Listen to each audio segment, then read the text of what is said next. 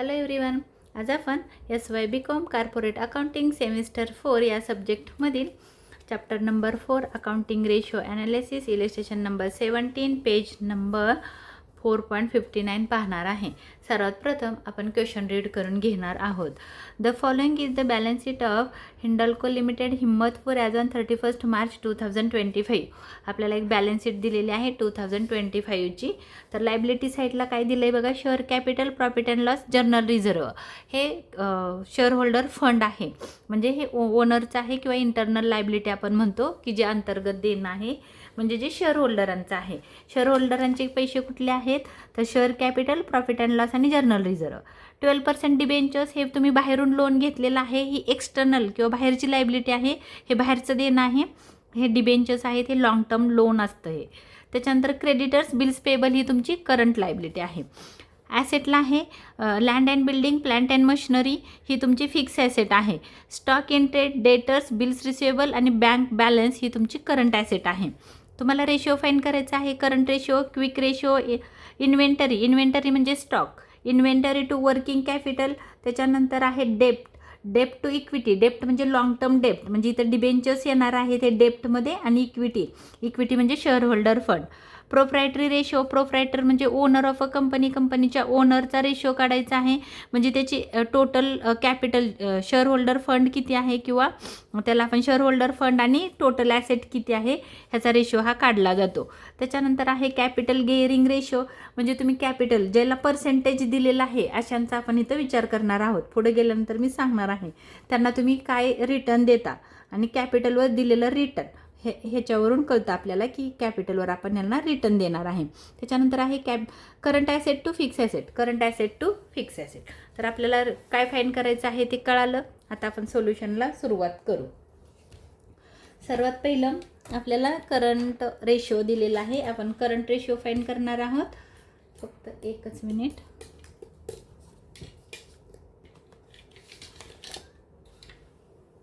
Current ratio मला तर इकडेच ठेवते बुक, थांबा. करंट रेशो तुम्हाला व्हिजिबल आहे का बघा, आपण इथं असं करूया म्हणजे दिसेल. तर पहिला आहे करंट रेशो, कारण आपल्याला बॅलन्स शीट बघून घ्यायची आहे, बॅलन्स शीटवरूनच अमाऊंट आपल्याला घ्यायची आहेत, म्हणून मी इथं बुक ठेवलेलं आहे. तर पहिला आहे करंट रेशो. इथं आपण टाकू 1. Current ratio. करंट रेशो म्हणजे काय, तर लगेच आपण फॉर्म्युला पण टाकू. करंट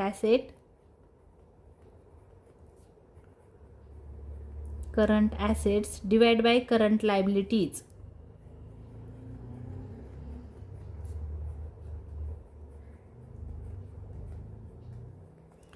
आता मी तुम्हाला करंट ॲसेट कुठले आहेत ते इथं लिहून देते तुम्हाला वर्किंग नोटमध्ये.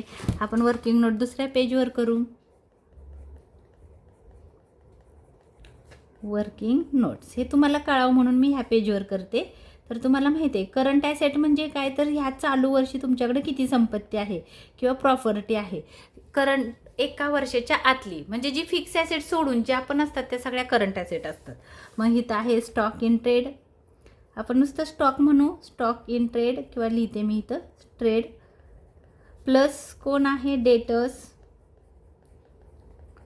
प्लस आहे बिल्स रिसिवेबल,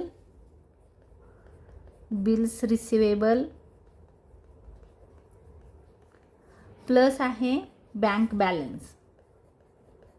ह्या क्वेश्चनमध्ये जेवढी करंट ॲसेट आली ती मी लिहिलेली आहे इथं. ह्याची टोटल केली की तुम्हाला करंट ॲसेट मिळेल. आपण टोटल करू. स्टॉक आहे 2 लाख, 2 लाख, प्लस डेटर्स आहेत 1 लाख. त्याच्यानंतर बिल्स रिसिवेबल आहे 10,000 प्लस आहे 40,000 बँक बॅलन्स. मग आपली करंट ॲसेट 2 लाख, 3 लाख झाले, आणि 40 आणि 10 50, म्हणजे 3,50,000, 3,50,000. मी ओरलीच केलं, तुम्हाला पण टोटल करता येईल. टोटल करा 2 lakh plus 1 lakh plus 10,000 plus 40,000 आली आपली करंट ॲसेट 3,50,000. आता आपण करंट लायबिलिटी करूया. करंट लायबिलिटीज, करंट लायबिलिटीज बघा इथं कुठल्या आहे, 2च आहेत, क्रेडिटर्स आणि bills payable. Creditors plus bills payable.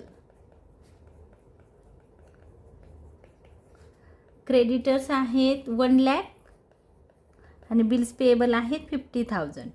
आपण बॅलन्स शीटवरून ह्या अमाऊंट घेतल्या, टोटल आली 1,50,000. ही झाली तुमची करंट लायबिलिटी. आता आपल्याला ह्या रेशोमध्ये टाकायचे. करंट ॲसेट मिळाली 3,50,000 आणि लायबिलिटी 1,50,000. आपण इथं पुट करणार आहोत 3,50,000 डिवाइड बाय 1,50,000. यांचा रेशो काढायचा आहे आपल्याला कॅल्सीवर.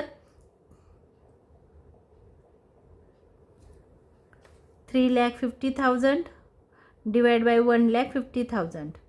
आन्सर आलं 2.33. बघा आन्सर आलं 2.33. आता जेव्हा पण तुम्हाला बॅलन्स शीट देतील, लक्षात ठेवा ही आपल्याला फक्त बॅलन्स शीट गिवन आहे, तर प्रत्येक तुमचा जो रेशो फाइंड करायचा आहे त्याला आपल्याला म्हणायचं आहे रेशिओचं साईन टाकायचं इथं (1:1). 1 का लिहिलं ते मी तुम्हाला समजवते इथं. बघा आता फॉर एक्झाम्पल आपण असं केलं की 5 आणि वर आहे 10. तर तुम्ही काय म्हणता, असं जर डिवाइड करायचं आहे 5 1 जा 5, 5 2 जा 10. म्हणजे आपण लिहिताना कसं लिहितो 2 डिवाइड बाय 1, म्हणजे आन्सर काय असतं 2. पण हा 1 असतो. ह्याला जर रेशोमध्ये लिहायचं असेल तर आपण काय म्हणणार आहे 2:1, 2:1 असं आपण प्रपोर्शन त्याचं लिहित असतो. म्हणून आपण 1 नेहमी लिहायला विसरायचं नाही. म्हणून मी इथं 1:1 टाकलं आणि आपल्या सगळ्या रेशोला असंच येणार आहे, कारण आपण सगळ्या व्हॅल्यूज कुठून घेतोय, बॅलन्स शीटवरून. जेव्हा तुम्ही सगळ्या व्हॅल्यूज ज्या किंमत आहेत, ज्या अमाऊंट आहेत त्या जर बॅलन्स शीटवरून घेतल्या तर करंट ॲसेट पण बॅलन्स शीटला आहे आणि करंट लायबिलिटी पण बॅलन्स शीटला आहे. म्हणून आपण ह्याला रेशोचं साईन दिलं. पहिला रेशो झाला. दुसरा आहे क्विक रेशो, म्हणजे लिक्विड रेशो, ॲसिड रेशो पण त्याला म्हणतात.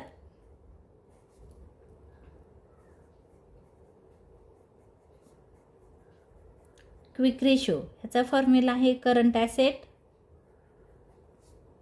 किंवा आपण असं म्हणू शकतो direct quick asset divide by, तर पहिला फॉर्म्युला टाकू. Quick assets divide by quick liabilities.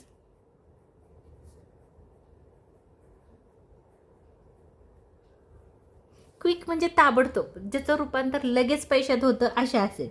मग ह्याला आपण क्विक ॲसेट लक्षात ठेवायची कशी, तर करंट ॲसेटमधून काय करायचं आहे, हा फॉर्म्युला लक्षात ठेवा. मी इथं तुम्हाला सांगते. Current asset minus stock plus prepaid expenses. तर आपण ह्या दोघाला इथं ब्रॅकेट घालू, कारण ह्या दोघांचं प्लस करून करंट ॲसेटमधून मायनस करायचं आहे, म्हणजे क्विक ॲसेट मिळते. कारण स्टॉक आणि प्रीपेडचं रूपांतर पैशात होत नाही, ताबडतोब होत नाही, म्हणून त्याला आपण क्विक म्हणत नाही. त्याच्यानंतर आहे current liabilities.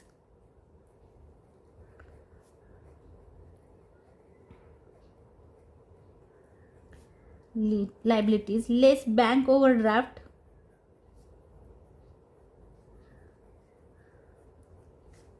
Plus outstanding expenses.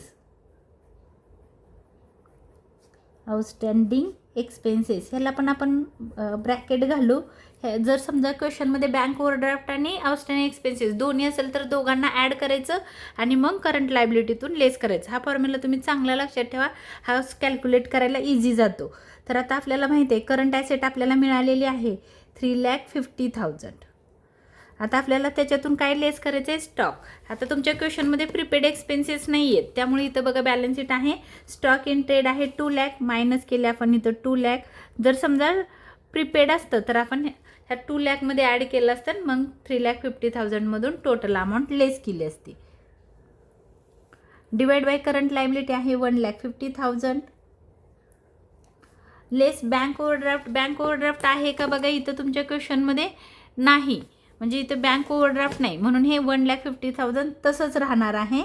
मग 3,50,000 मायनस 2,00,000 म्हणजे सरळ आन्सर आहे 1,50,000 आणि हे डिवाइड बाय 1,50,000 राहणार आहे, कारण current liability as it is आली, कारण इथं बँक ओव्हरड्राफ्ट नाही आहे क्वेश्चनमध्ये, म्हणून हे साईन आपण मध्ये घालू. आता आन्सर काय आलं, आपण असं लिहिणार आहोत की बघा असं लिहिलं, ह्यात 1,50,000 ओरली पण तुम्ही करू शकता. मी तुम्हाला हे हाताने पण म्हणजे सारखं कॅल्सीचा यूज करायला नको किंवा वेळ घालवायला नको म्हणून ह्या 4 झिरोला हे 4 झिरो गेले. 15 1 जा 15, 15 1 जा 15. आन्सर आलं 1/1. ह्याला आपण लिहितो कसं म्हणजे =1 असतं, पण लिहिताना आपण कसं लिहितो 1:1. हा वरचा आणि हा न्यूमॅरेटर आणि denominator. Numerator is to denominator हा रेशिओ झाला.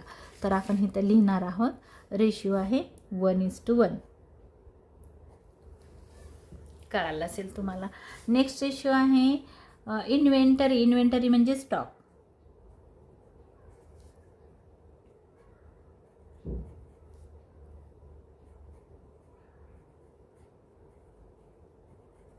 Inventory to working capital.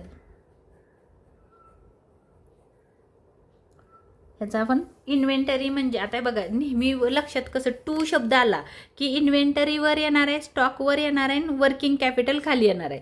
तर वर्किंग कॅपिटल म्हणजे current asset minus current liability. आता आपण इथं फॉर्म्युला पहिला लिहून घेऊ. आता नेहमी लक्षात ठेवा टू शब्द नसला तर उलट होतं. जर समजा हा टू वर्ड नसता तर वर्किंग कॅपिटल वर गेला असतं आणि इन्व्हेंटरी खाली आलं असतं. तर आपल्या लक्षात येतं ह्या रेशिओवरनंच. पाठ पण काही रेशिओ करावे लागत नाहीत, नावातच आहेत. इन्व्हेंटरी म्हणजे स्टॉक. तुम्ही लिहून ठेवा तिथं divide by working capital. Working capital म्हणजे current asset minus current liability. आपण पहिलं इन्व्हेंटरी गिवन आहे. इन्व्हेंटरी म्हणजे स्टॉक आहे 2 लाख. आपण इथं लिहून घेतला 2 लाख. आता आपल्याला बघायचं आहे वर्किंग कॅपिटल. आपण इथं वर्किंग नोट करू. Working capital is equal to current asset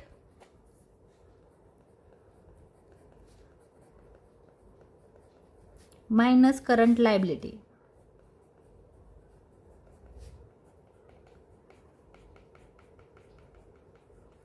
current asset आली तुमची 3,50,000.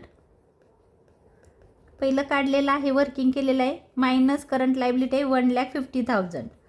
आन्सर आलं तुमचं 2 लाख. तुम्ही कॅल्क्युलेटर पण करायची गरज नाही. म्हणजे 3,50,000 मायनस 1,50,000 2 लाख आन्सर येतं. हे झालं तुमचं वर्किंग कॅपिटल. तर आपण वर्किंग कॅपिटल लिहिणार आहे 2 लाख. तर सेम असंच होणार आहे इथं. आपण असंच करणार आहोत बघा. 2 लाख डिवाइड बाय 2 लाख. ह्या 5 झिरोला 5 झिरो गेले. 2 1 जा 2, 2 1 जा 2. आन्सर आलं 1/1. म्हणजे आपण लिहिणार आहोत 1:1 असं. तर आन्सर आलं 1:1. आणि आपण रेशिओचं साईन का घालतोय? कारण सगळ्या व्हॅल्यूज आपण बॅलन्स शीटवरून घेतोय म्हणून. त्याच्यानंतरचा नेक्स्ट रेशिओ आहे डेप्ट. डेप्ट म्हणजे long term dept.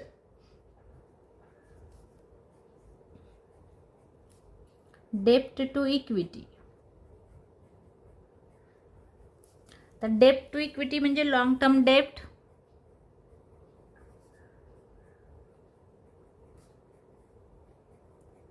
Divide by share holder fund.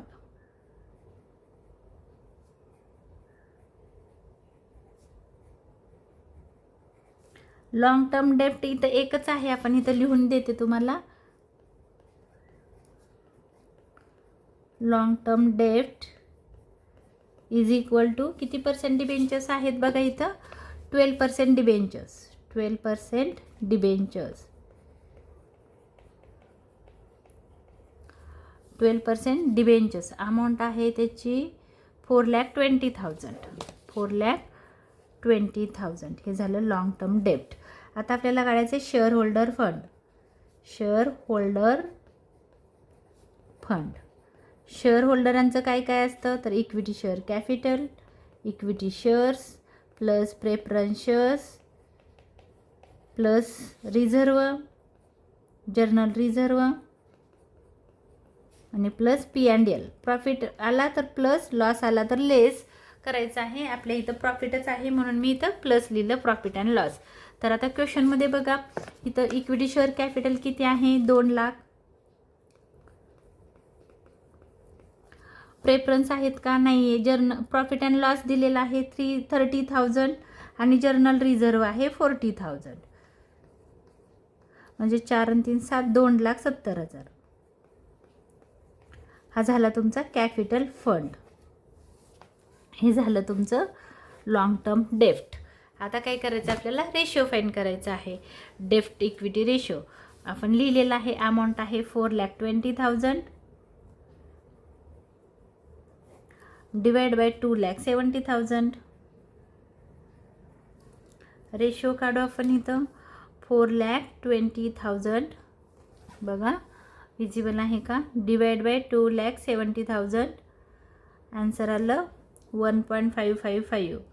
म्हणजे तुम्ही इथं 1.56 पण करू शकता. 56 कसं आलं बघा, फक्त मी चेक करते बरोबर आहे का. रेशो आपला 1.55. ठीक आहे, असं आलं बघा 1.5555 असं. तर मग काय करायचं, शेवटचा डिजिट हा मोर दॅन 4 आहे, तर 4पेक्षा मोठा आहे म्हणून काय करायचं आहे 1.55 प्लस 1 करायचं आहे, म्हणजे येणार आहे 56. 1.56 असं पण तुम्ही लिहू शकता, किंवा अदरवाईज तुम्हाला जर नाही कन्वर्ट करता आलं तर तुम्ही आहे तसं ठेवू शकता. 1.55 लिहू शकता किंवा 56 लिहू शकता. 1:1 लिहायला विसरायचं नाही, नाहीतर तुमचा आन्सर रॉंग होईल. त्याच्यानंतर नेक्स्ट रेशो आहे proprietary ratio. Proprietary is a owner of a company.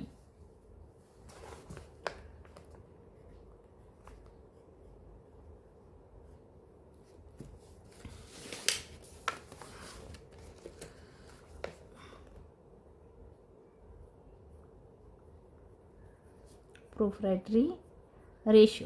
तर प्रोप्रायटरी रेशो म्हणजे काय, तर प्रोप्रायटर म्हणजे जो ओनर आहे कंपनीचा, तो त्याचा रेशो काढायचा आहे.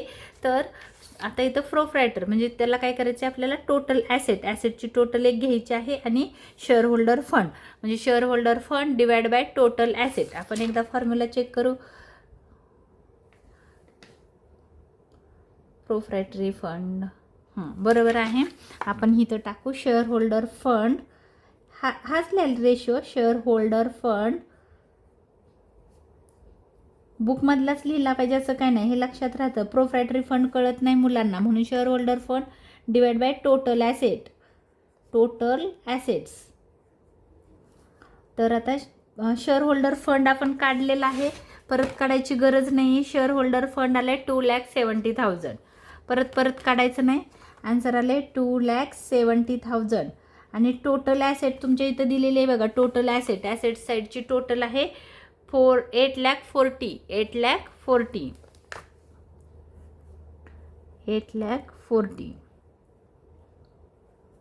8,40,000.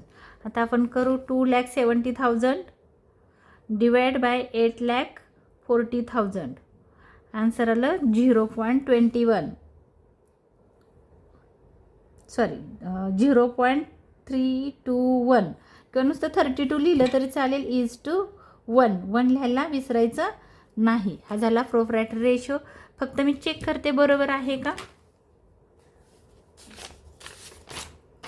प्रोप्रायटरी रेशो बरोबर आहे. त्याच्या पुढचा रेशो आहे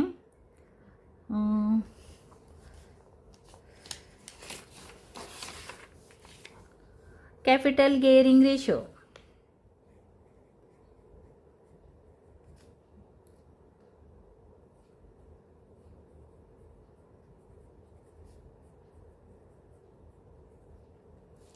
इथं आपण म्हणणार आहोत कॅपिटल गेअरिंग रेशो म्हणजे आपण इथे रिटर्न काय देतोय, कॅपिटलवर रिटर्न म्हणजे ज्यांना पर्सेंटेजचं साईन असतं ते घ्यायचं आहे. बघा इथं मी सांगणारच आहे. आपण पहिला फॉर्म्युला लिहूया. कॅपिटल गेअरिंग रेशो म्हणजे fix income bearing securities.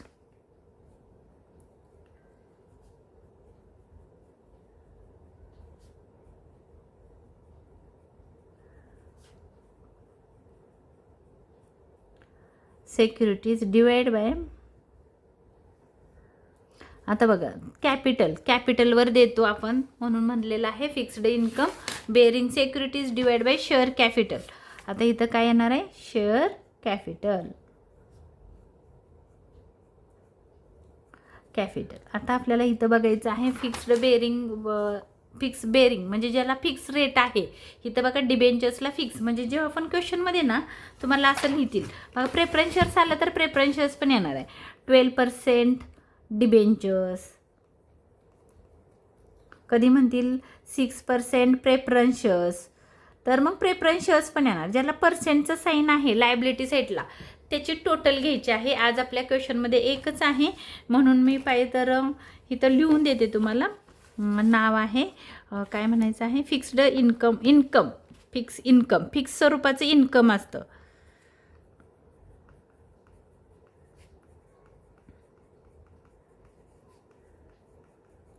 Securities म्हणजे फिक्स स्वरूपाचं इन्कम असतं. म्हणजे 12% डिबेंचर्स आणि 6% किंवा किती पण पर्सेंट हा साईन महत्त्वाचा आहे. पर्सेंट काहीतरी दिलेलं असतं. प्रेफरन्स शेअर तर आता आपल्याकडे डिबेंचर्सच आहेत आणि त्याची अमाऊंट आहे 4,20,000. एकच अमाऊंट आहे कारण प्रेफरन्स शेअर्स दिलेले नाही. तर 4,20,000 हे इन्कम बेअरिंग सिक्युरिटीज आहेत. Divide by capital. आता आपल्याला इथं कॅपिटल दिलेलं आहे ते घ्यायचं आहे. कॅपिटल आहे बघा इथं शेअर कॅपिटल आहे 2 लाख. चेक केलं फक्त 4,20,000. शेअर कॅपिटल आहे 2 लाख. याचा रेशो काढू आपण. 4,20,000 डिवाइड बाय 2 लाख. 2:1:1. 2.1:2चं साईन टाकायला विसरू नका. 1 2.1:1 हा रेशो आहे. चेक करू आपण. हां ॲन्सर इज करेक्ट. त्याच्यानंतरचा शेवटचा रेशो आहे करंट ॲसेट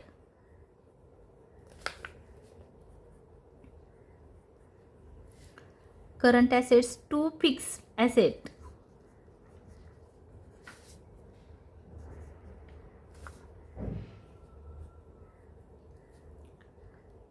फिक्स ॲसेट आता नावातच आहे बघा इथं करंट ॲसेट लिहिलेलं आहे. तर आपण काय करणार आहोत, करंट ॲसेटच घेणार आहोत. एकच मिनिट. तर करंट ॲसेटच घेणार आहोत आपण. पहिलं नाव कसं आहे बघा, current asset to fix asset म्हणजे करंट ॲसेट पहिलं येणार आहे आणि फिक्स ॲसेट खाली येणार आहे. म्हणजे न्यूमॅरेटर आणि डिनॉमिनेटर टू शब्द आहे म्हणून. तर आन्सरमध्ये लिहिणार आहोत आपण current asset divide by fix assets.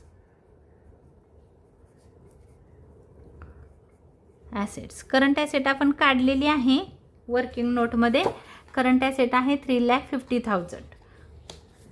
3,50,000. आता आपल्याला फिक्स ॲसेट काढायचे आहे.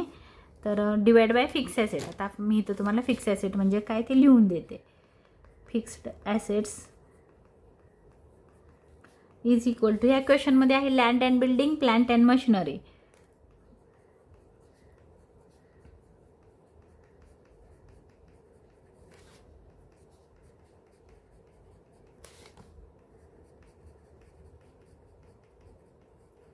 आता ह्याच्यामध्ये काय काय येतं फिक्स ॲसेटमध्ये की जे आपण बिझनेस स्टार्ट करतो तेव्हा कॅपिटलमधून ज्या ॲसेट खरेदी करतो त्याला फिक्स ॲसेट म्हणतो. की ज्या दीर्घ मुदतीसाठी आपण खरेदी करतो म्हणजे पुन्हा पुन्हा घेत नाही, दरवर्षी घेत नाही. मग ह्याच्यामध्ये कोणत्या ॲसेट्स येतात तर कुठली बघा, फर्निचर येतं, land and building, plant and machinery, premises, furniture, motor vehicle, computer, असं म्हणजे लूज टूल्स हे आपल्या फिक्स ॲसेट आहेत हे लक्षात ठेवा. गुडविल पण फिक्स ॲसेट आहे.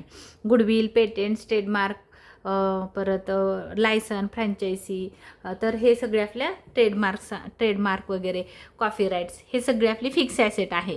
तर आपल्या इथं दोनच फिक्स ॲसेट आहेत. एक आहे 1,40,000 लँड अँड बिल्डिंग आणि प्लस प्लांट अँड मशिनरी आहे 3,50,000. हे झाले 90, 3 आणि 1 4, 4,90,000. 4,90,000 बघा, 3 आणि 1 4, 5 आणि 4 9, 4,90,000. 4,90,000 फिक्स ॲसेट आहे. इथं टाकू आपण 4,90,000. ह्याला डिवाइड करून घेऊया बघा. 3,50,000 डिवाइड बाय 4,90,000. आन्सर आलं 0.71:1. ह्या 1:1 लिहायला विसरू नका, हे लक्षातच ठेवा. तर आपण फक्त चेक करू आपला आन्सर बरोबर आहे का. 71.1. आपले सगळे रेशोज आपण इथं सॉल्व केलेले आहेत. वर्किंग नोट मी तुम्हाला एका साईडच्या पेजवर करून दिलेले आहेत. आणि तुम्ही माझा व्हिडिओ शेवटपर्यंत पाहिल्याबद्दल मनापासून धन्यवाद. माझा हा व्हिडिओ तुम्हाला आवडला असेल तर लाईक करा, शेअर करा, सबस्क्राईब करायला विसरू नका, कमेंट करा. जास्तीत जास्त मुलांपर्यंत हा व्हिडिओ मला पोचवा. धन्यवाद.